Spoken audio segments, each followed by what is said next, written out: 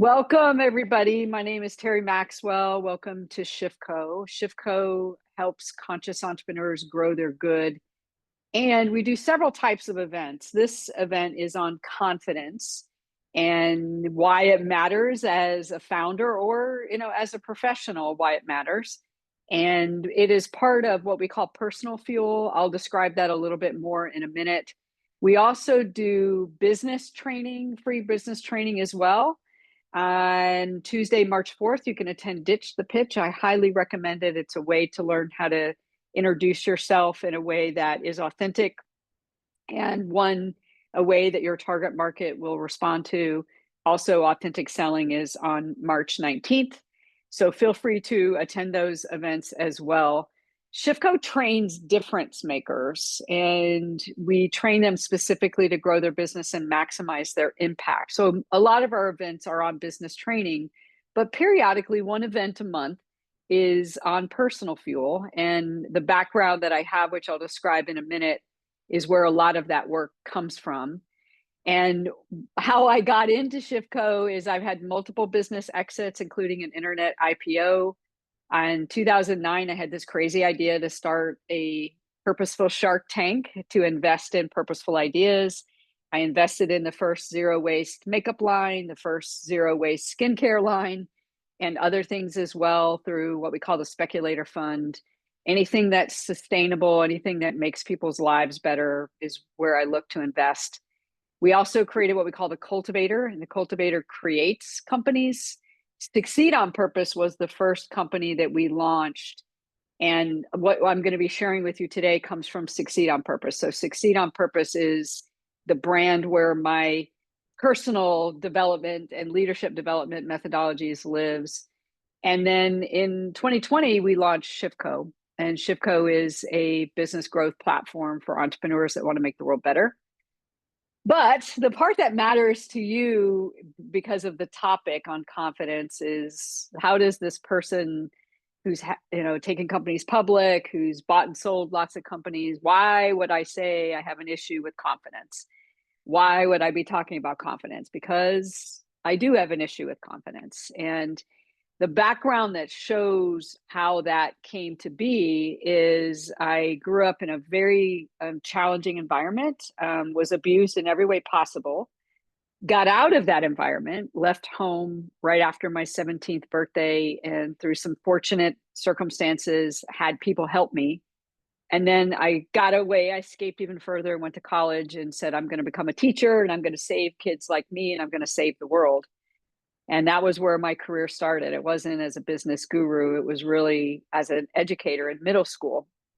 And the point there is we use our careers and our family to validate our worth, to make us feel confident, to make us feel like we're good enough. And that worked for a while. And that role with being a teacher led to a career at a company called Jostens Learning, where we did educational software. And that's when I discovered I had this natural gift for business. It's also where this demon inside of me that had to prove that I was good enough really started getting unpacked, because the more success I had, the more success I wanted. And I was completely using my career to try to make me feel good enough. That then led through a series of pivots to becoming president of a subsidiary of an internet company. That's where the IPO was.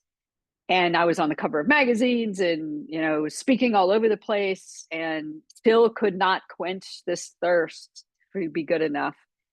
That then led to, after the dot-com bubble burst, I started my own company, and now I'm going to do it for myself, and I'm going to prove that I'm good enough through my own company. And it was during that period that I just had a breakdown. It's the only way I could describe it.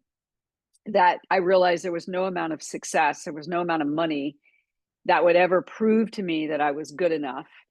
And that's when I really started having the breakthroughs. The breakthroughs I'm going to share with you today about what confidence really means and why it matters. So what we're going to cover today and what you're going to walk away with, you're going to walk away with real tools. I'm going to talk about the 4 types of confidence. There's not just one type of confidence, there's 4. I'm going to talk about how do you get outside of your comfort zone? And then I'm going to give you a framework, which is the framework I developed for myself when I had that epiphany back in my career that I talked about, where I realized there was no amount of success, there was no amount of money that would make me feel good enough, that it was an inside job. And I began the quest. I'll never forget the time where I said, I am tired of using my career, my business card, my title to make me feel good enough. I am going to figure out how to feel good enough on the inside. And that's where a lot of the methodologies I'm going to be sharing with you today really came from, was that epiphany. Before I do that, I want to ask you some questions, and please don't come off of mute because we're recording this. I'm going to ask you to answer these in the chat, and my virtual Vanna, Lisa, is going to read them. So the first question is really, what is confidence? When you think about what confidence is, what is it? For me, it was a feeling, but what is confidence to you? And Lisa, as people are putting things in the chat, please read them out to me.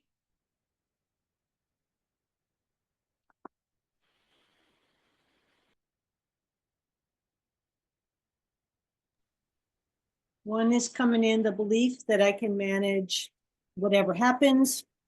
Another one, do you want to get all of them or one at a time? Yeah. Just go ahead and shout them out. Foundation for inspiration, the ability to trust yourself, feeling sure in yourself, believing in myself and my system for moving forward. So then let's look at the alternative, because one of the ways that I understand things is I look at what it's not. So what happens when we don't have confidence? How does it show up when we don't have confidence? Go ahead and put that in the chat, and Lisa will shout that out.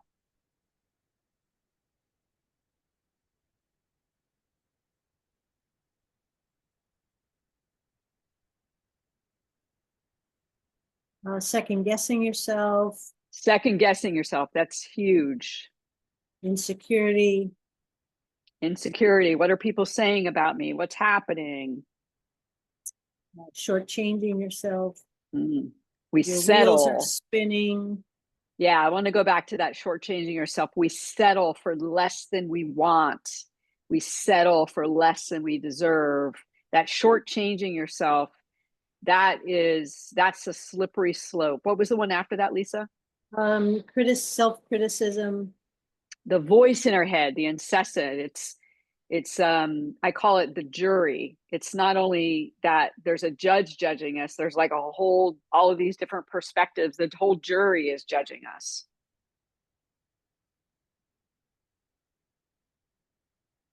Another question is, why do you think we don't have confidence? Signed up for this event for a reason. Why do you think we don't have confidence? For me, while the answers are coming in, was because the first 17 years of my life, I was beaten and abused in every way possible. And I decided that I wasn't good enough when I was about 9. And I fought, this difficult environment. So one of the reasons we don't have confidence is because we get early influences in our life. In my case, it was mostly from my family. But it also happens on the playground. You might have had great parents. They might have been very loving and very supportive. But on the playground, people make fun of us. We go to kick the kickball and we miss and we fall down on the ground. So what are some of the other reasons why we struggle with confidence? The biggest reason is because of early life influences. But what are some of the other reasons? Somebody mentioned maybe you're just wired that way. Absolutely. There's a whole lot of brain research about that, by the way, that says that some of it is neurological. It could have been a great environment, but there's some neurological pathways that aren't wired quite right. Any other reasons of why we don't have confidence? Similar to you, I think trauma, societal conditioning, others big time doubting their ability. Yeah, big time. Society conditioning, things that we read, things that we see, or those early messages. And a lot of the research says that our self-concept is really framed in the first 12 years of life. So if you had a difficult family life that I did, my self-concept had lots of issues baked into it. And then in the second phase of our life, kind of 12 to 24, is where we're testing the boundaries of that self-concept. And then typically by the time that we're 24, a big part of our identity is really framed. And then we're either fighting against it or fighting to prove something in the period after that. I'm going to walk through what that looks like in a minute. Now, the point that I learned is there's not a lotto ticket to confidence. So there's no quick fix to confidence. You can't just read a book, take a class. And like everybody else, once I realized I had a confidence issue, I looked for the quick fix. And like, I'm going to go take this book. I'm going to hire this person to help me with it. There's really not a quick fix. So before we get into some of these methodologies that I developed to help people with confidence, what kinds of things have you tried to improve your confidence? Feel free to share that. For me, it was books and courses. So I became a Tony Robbins buff in my early 20s and started studying under Tony Robbins and spending a lot of money doing Tony Robbins courses and books. And I wanted that kind of power that he represented. And so I kind of chased that. But what are some of the things that you've tried to improve your confidence? Books, coaches, therapy.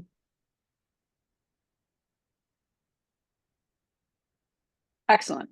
One more question, and then we're going to get into the tools. Why do you think it hasn't worked? Because this is at the heart of the big breakthrough that I had about the 4 types of confidence. So why do you think it hasn't worked the way that you want? Maybe it worked a little bit. Maybe it worked incrementally. Maybe you don't believe that you can do it.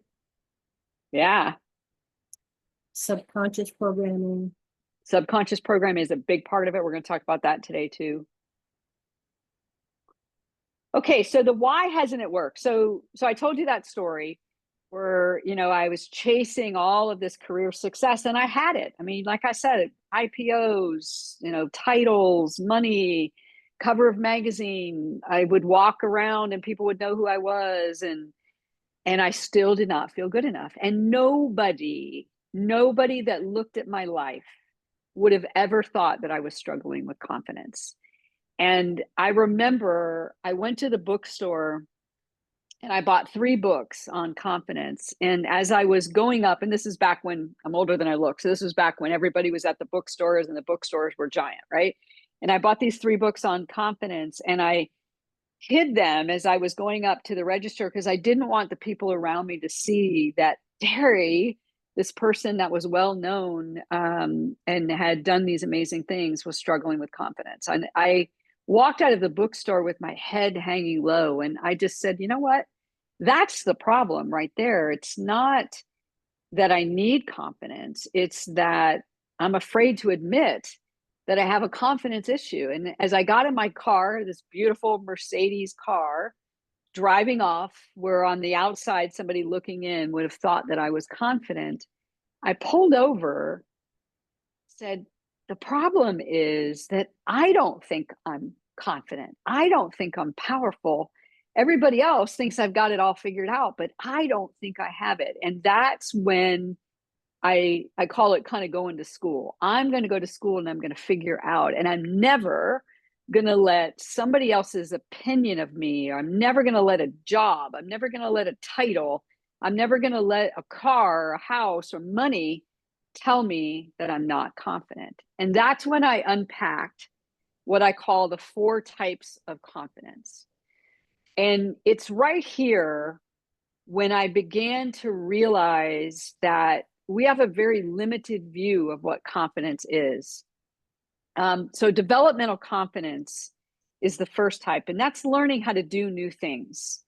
What I discovered about myself is I had very low developmental confidence. Anytime I went to learn something new, I felt afraid. And so, like playing golf, I'm trying to learn how to play golf. It freaks me out. Learning computers for the first time. Again, I'm almost 60. So, getting promoted or going for a promotion back in my corporate days. Anytime I went to do that, I would be petrified. So developmental confidence, I want you to really pay a difference to these two in orange, because this will tell you a lot about where the work is. Developmental confidence is when you go to learn new things of anything. It could be cooking something all the way up to something in your career or business. Performance confidence is different. Performance confidence is, hey, I am totally okay learning it, but I'm not sure I can improve my ability to do it. I'm not sure I can be great at it. And what tends to happen, where I had very low developmental confidence, I had very high performance confidence. If I really wanted to master something, I knew I could master it. I was afraid in the beginning, but I was really good. I knew that if I wanted to become good at something, I could do it. So kind of think about your own life for a second, because the two orange ones are very behavioral oriented. And most of what we view about confidence is in here. It's really these two. You know, when you go to learn something new, do you feel confident or not? Do you think you can be great at something if you want to be great at it? And these are behavioral aspects of confidence, developmental and performance. And most of what we see, think, and feel about confidence is here. But what I learned is that emotional confidence and learning how to manage your emotions is really where power comes in. And I had zero emotional confidence. I couldn't even tell you what I was feeling at any given point because I had shut all my emotions off.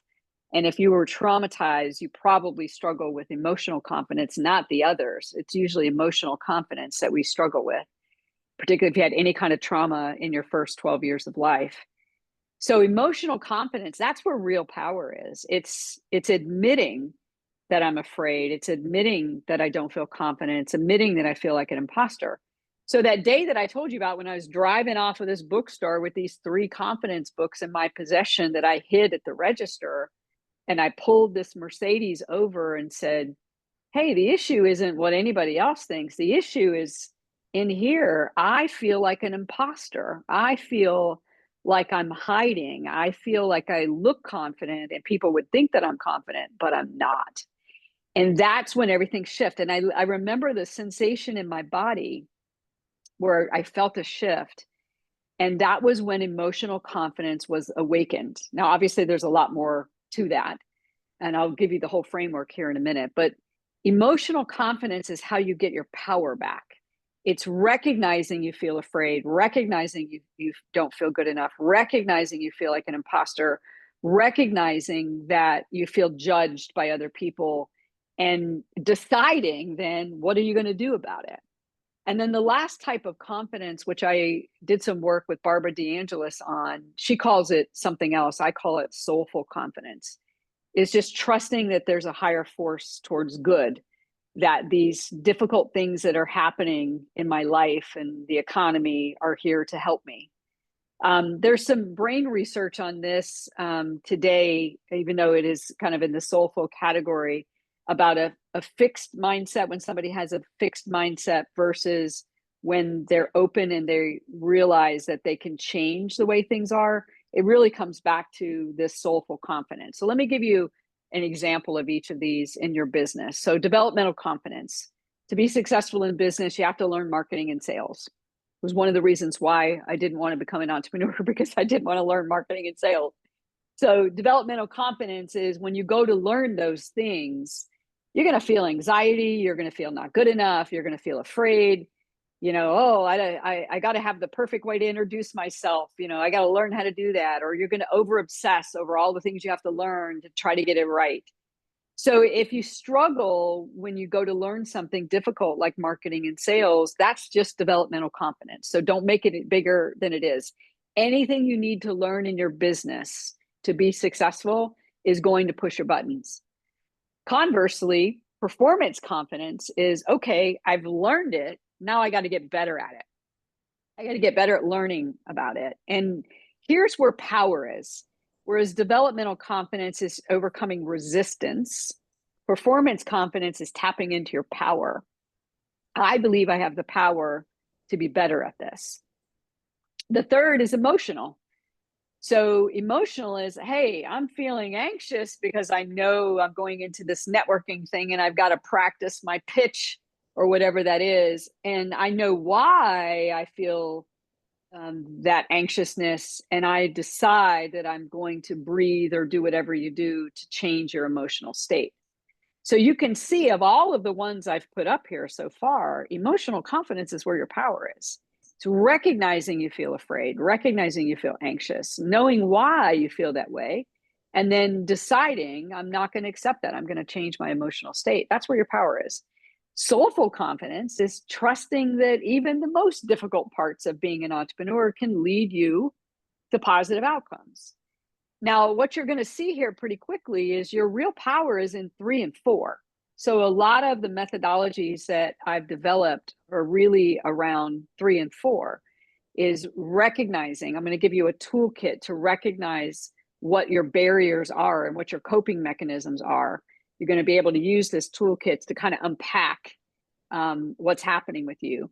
And then learning how to just trust that, yeah, it is difficult to build a business and there are challenging things and there's so much that you have to learn. But you know what? I trust that even those difficult parts are going to lead to positive outcomes. So these 4 types of confidence, what they did for me is I started developing this framework that I'm going to walk you through, is I began to break confidence down into these 4 elements.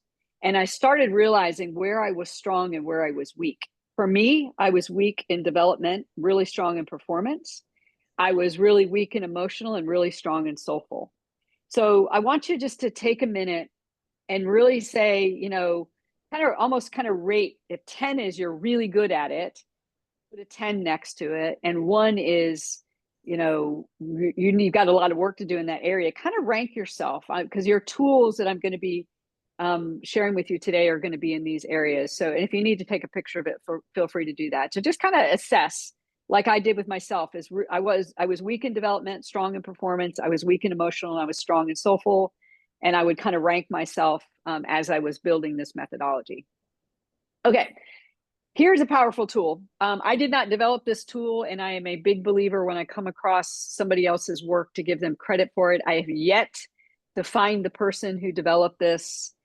They have remained anonymous, so I'm just going to mark them as such. And it's called Getting Out of Your Comfort Zone. This was a game changer for me because this summarized, the original author, whoever they are out there, someday I want to meet you. This summarized what I was experiencing as I was building this methodology. So here's what happens when we're trying to evolve ourselves and learn anything new. So let's go back to that developmental confidence for just a second. So developmental confidence is I'm in my comfort zone and I can do what I'm doing today. And now I've got to learn, I've started this business and I've got to learn marketing. I've got to go to networking events. I've got to do things. What that does is it immediately puts you in the fear zone. And so you go from this feeling safe and secure to now I've started this business and now I'm in the fear zone. Or when you have a job, I'm comfortable with the job, but I want that other job. And the minute I stretch out of my comfort zone, you're going to instantly feel fear. Lots of brain research to back this up. Today's lesson isn't about that, but there's tons and tons of really strong research, decades of research about how the brain is wired to avoid fear. So when we step out of our comfort zone, that's developmental confidence. And so what I realized is I needed to work on getting comfortable in the fear zone. And that was how I cracked the code on developmental confidence. Is I said, Terry, anytime you learn something new, finances, marketing, sales, differentiation, how to get a website to convert, anytime you learn something new as an entrepreneur, you are going to feel fear, and that is normal. And that developmental confidence shockingly got, because I embraced the fear as a sign that I was just simply out of my comfort zone. Not that I couldn't do it, not that I wasn't good enough, but fear became a reminder, oh, I've just stretched my comfort zone. I am pushing the boundaries of developmental confidence. So the fear, the instant fear that you feel when you feel judged or when you feel like you're not good enough, or wow, I'm second guessing the way I introduced myself at the beginning of today's event, and all those voices that are in your head, all that is the fear zone. It's just giving you feedback that you're feeling afraid. That's all it is. So chill out. That means you're pushing the boundaries of developmental confidence. And pushing developmental confidence is in performance confidence, they're like muscles. If you work them out, they get strong. And that's what I started realizing. The more I got comfortable in the fear zone, the easier it was to be in the fear zone, the easier it was to face learning something new. The learning zone is where performance confidence is. So performance confidence is, I'm okay learning it, but I'm not sure I can become great at it. And so performance confidence shows up in the learning zone. How do you deal with challenges and problems? How are you extending the comfort zone? How are you at pushing the boundaries of your capabilities? And if you can push through that, you get into the growth zone. And the growth zone is nirvana. I mean, that's where you can do whatever you want. You can live your dreams.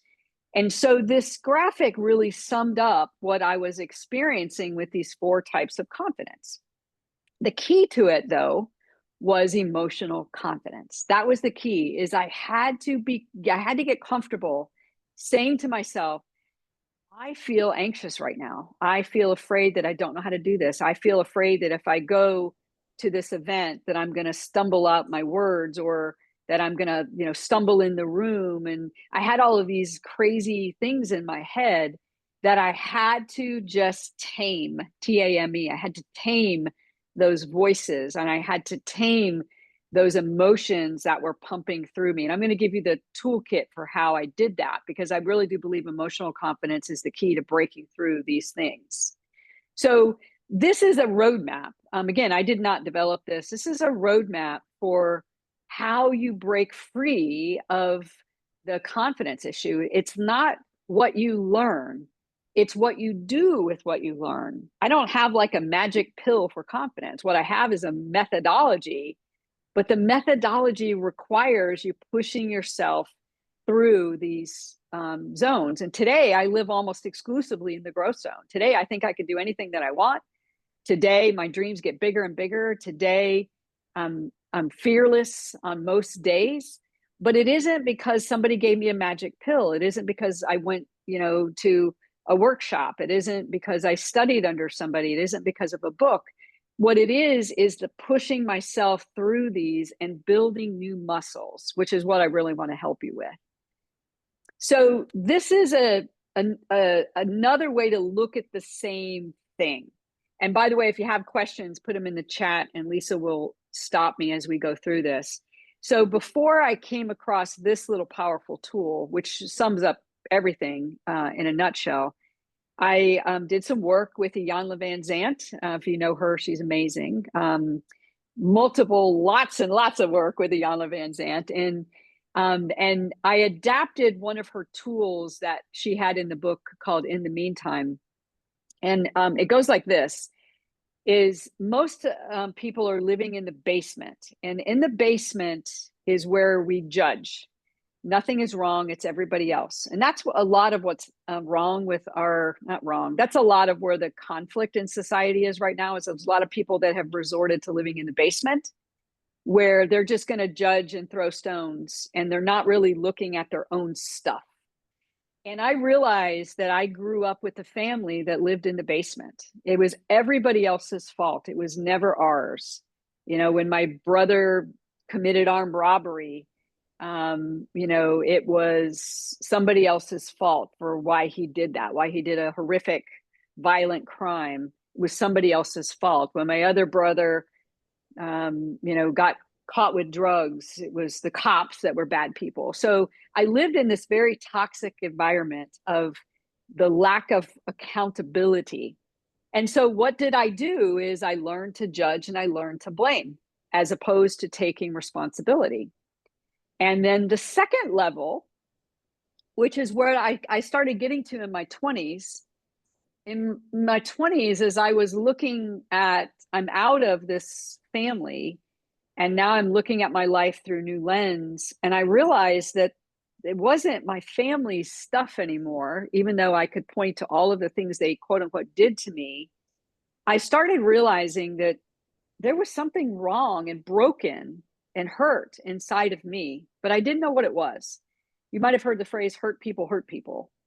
Well, a lot of people that are stuck in the basement are trying to move to the first floor, but they're acting out rather than looking in. And I was doing the same thing, and maybe you have too.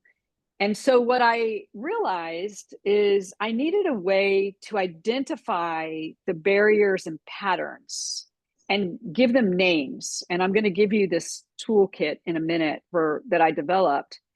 And of course, after that, like I do everything else, I started researching it. And I quickly discovered that there were thousands and thousands and thousands and thousands of people that had a lot of these same barriers in my community.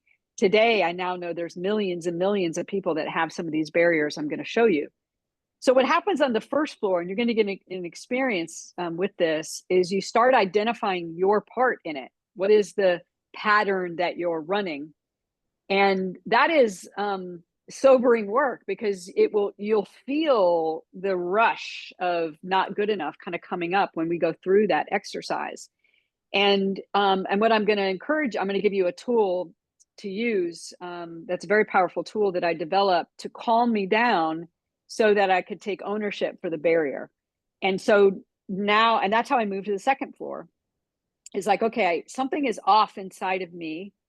I know what it is, but I don't know what to do about it. So once I could identify the barrier, not good enough, fear of failure, fear of success, blah, blah, blah, I wasn't exactly sure what to do about it. And that's when you go to the third floor. And the third floor is when you can name it and you know what to do about it. And that's where self-healing and mastery comes from. So I adapted this in the early 2000s from studying under Iyanla Vanzant, and I began to develop a barrier tool that I could identify what my pattern was, what was my role in this dynamic. And I'm going to give you that framework here in a second. Now, one other thing I want to say about it, and then before we look at it, because you'll feel that pressure on your emotional confidence happen, I'm going to give you a tool to help you with that so that you can relax. But what I discovered through brain research is most of what we perceive is at the conscious mind. Most of our awareness is there. And when I know that I'm aware of something, a not good enough barrier, I can do something about it. The problem is that most of these barriers are in the subconscious. And somebody said that in the very beginning. In the subconscious, what's unique about the subconscious is that's where our emotions and thoughts are. And emotions and thoughts have energy. And so what I quickly discovered is if I could bring those to the surface, if I could bring what I was thinking and feeling to the conscious mind, I could easily release it. I'm going to give you that tool here in a second. And then the unconscious is most of our barriers. A barrier is just a repeated belief that's blocking our success, occur in the unconscious mind. And what I found is there's only 4 barriers in the unconscious mind that are the root. And again, I've now probably studied 100,000 people maybe since I started developing this, that there's only 4 in the unconscious mind that are the root. Kind of like a weed. If you think of a weed, and if we pull up the top of the weed, it just keeps coming back. But if you go deeper and you go down to one of these root barriers, if you pull that one up, you can have significant breakthroughs. So before I go through the map, I'm going to give you a powerful tool so that you can clear any anxiety or fear that you have. And then we're going to actually take a look at the barriers. Lisa, before I do that, are there any questions that have come up so far? None, no. Okay, so here's the tool. This is a methodology that I'm known for called the success switch. It is super easy and super effective. And it is the kind of thing, if you do twice a day for 7 days, that's it, twice a day for 7 days, you can significantly remove a lot of those negative programming. I know you're shocked, like it can't be just 7 days, but it really is. It's really simple, and I want you to do it with me. And it's called the success switch. And it's 3 steps. The first step is to acknowledge. Now, how this works is the amygdala is the part of our brain that's running the negative program. Okay, so if you know anything about brain research, that's where fight or flight is. That's where all that stuff, it's in the amygdala. So the amygdala's got this old program that's running us. I'm not good enough. I'm not worthy. I can't fail. I need to be perfect, right? And it's got these little scripts that it's running. And the first thing that we have to do is we have to get the amygdala to go into neutral, because the amygdala is going like this.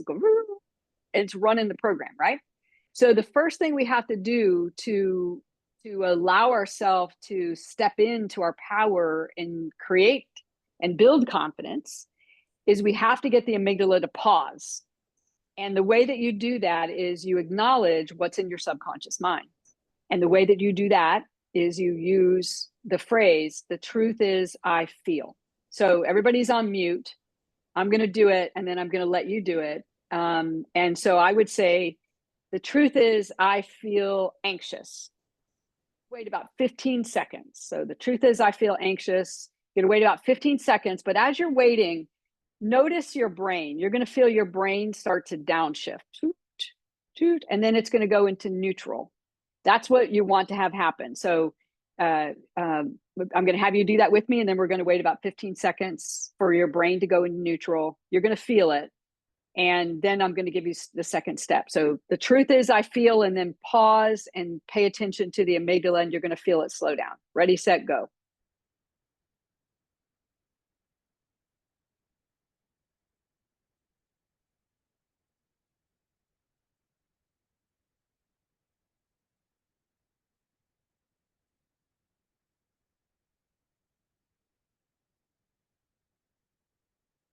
Okay, so now it's starting to slow down, maybe even coming to a pause.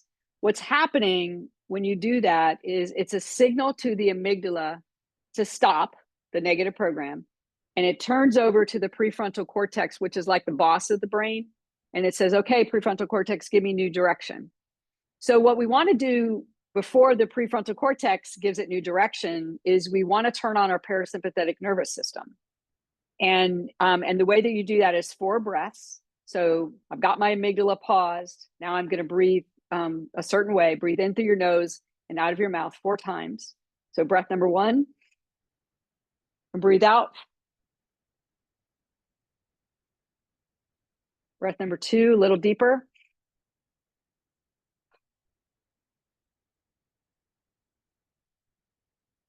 Might feel a little lightheaded. Breath number 3, a little deeper.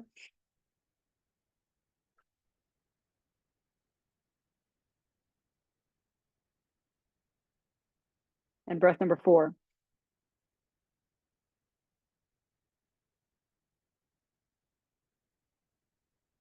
So what the prefrontal cortex has just done is it's activated the parasympathetic nervous system, and it's dumping dopamine and serotonin hormones into your bloodstream, which are going to make their way into the amygdala. And what that does is not only does it calm you down, but it kind of makes the amygdala nice and squishy. And now I can give the amygdala a new command, and you claim a new belief, and you visualize images and feel as if it's real. So you know, the new belief could be, I have the power to create what I want. And then you can kind of picture yourself powerful, rocky punches. You could say a new belief, I can do this. And you picture yourself jumping up and down. And the key with the claiming, and I want you to do it, we'll wait about 30 seconds, is you really need the visual. I'm not going to get into all of why that matters today. You really need the emotion to really make that new belief stick. So take about 30 minutes, claim a new belief, 30 seconds. And then we're going to go back then, and we're going to look at the roadmap.